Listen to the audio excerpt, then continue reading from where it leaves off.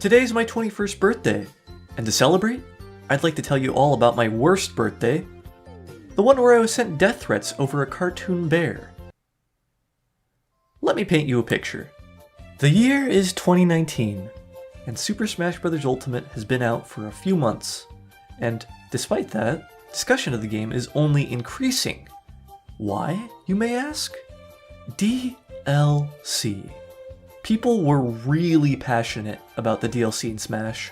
Every day, all over the internet, people would argue endlessly with each other about who should be in the game.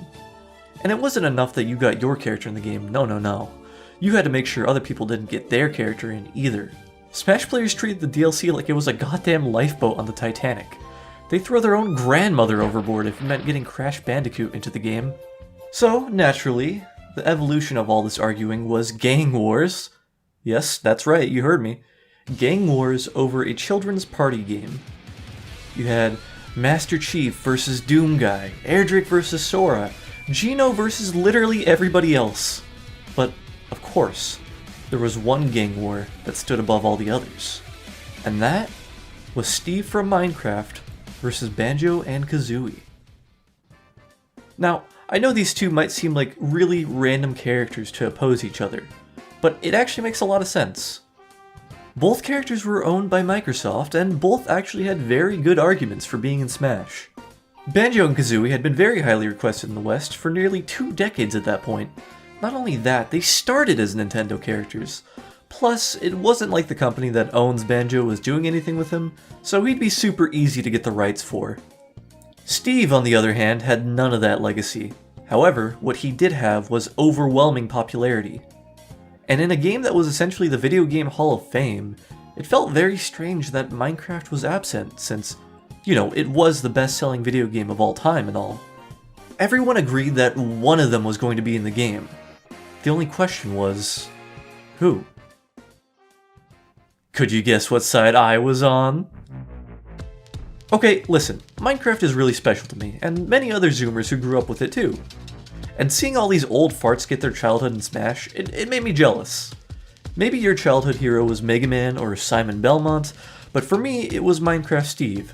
So when I started to see the stars align for Steve being in Smash, in my head, all I could think of was, now's your chance!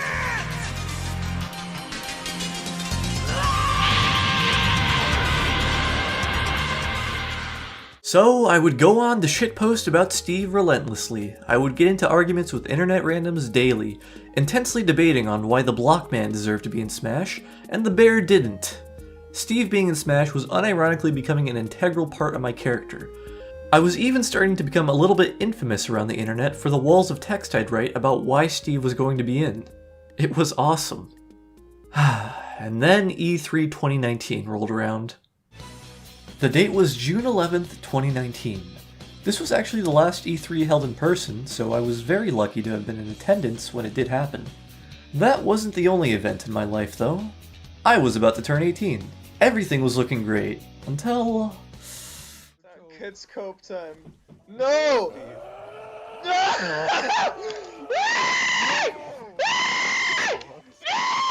Welp, I had lost. Banjo got into the game, and Steve wasn't going to make the cut. It sucked, but you know what? I actually got over it pretty quickly. Even if my character had basically been deconfirmed, I still had the rest of E3 to spend with my friends, so at least I could have a good time with them to get my mind off of things. Except for one itty-bitty tiny little detail. Do you remember what I said earlier? About how it wasn't enough that Smash players got their character in, they had to make sure to rub it in your face that you didn't get yours either? Yeah. Even though I wasn't that upset about Banjo making it in, what did upset me was being pinged and DM'd by everyone I know telling me to get fucked. But I guess I deserved it. I had been pretty annoying about how I thought Steve would be in and Banjo wouldn't. However, what really wasn't cool was when I started to get death threats. It really sucks when you're just trying to enjoy a convention on your birthday, but every time you look at your phone, you have someone telling you to go kill yourself. Like, I get it, I lost, you won, but do you really have to go that far? Damn. Part of people finding their way into my DMs to wish death upon me was thanks to this guy named Trudermark, who posted all of my Steve rants to his gigantic Facebook page. And he didn't even bother to censor my name either. So yeah, of course people found their way into my DMs and I had to deal with this guy's personal army trying to ruin my birthday. The death threats and the taunting continued till the end of E3, at which point I just decided to leave the internet for a while since it was becoming a bit too overwhelming. At that point though, my 18th birthday had already been ruined, all because I wanted Minecraft Steve in Smash. However, as you may already know, this story did eventually have a happy ending.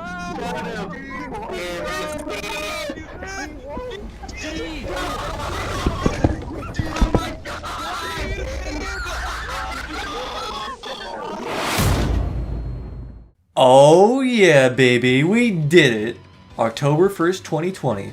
Steve made it into Smash. Let's go! And you can bet your ass I found every single one of those bastards and rubbed it in their face that Steve did make the cut.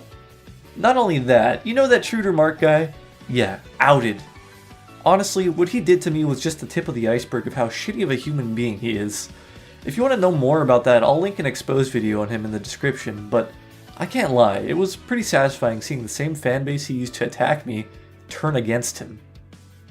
So, at the end of the day, the gang wars were completely pointless.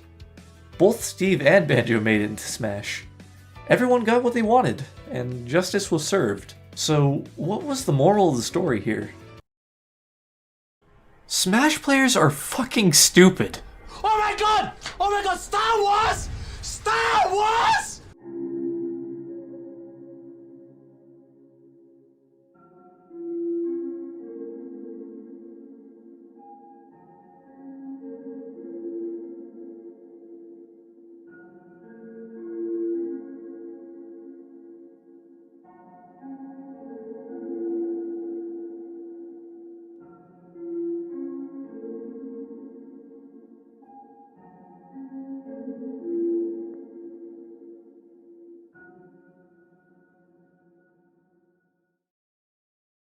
I can't believe anybody would vote for this character. He was never good before, and he really turned out not to be good.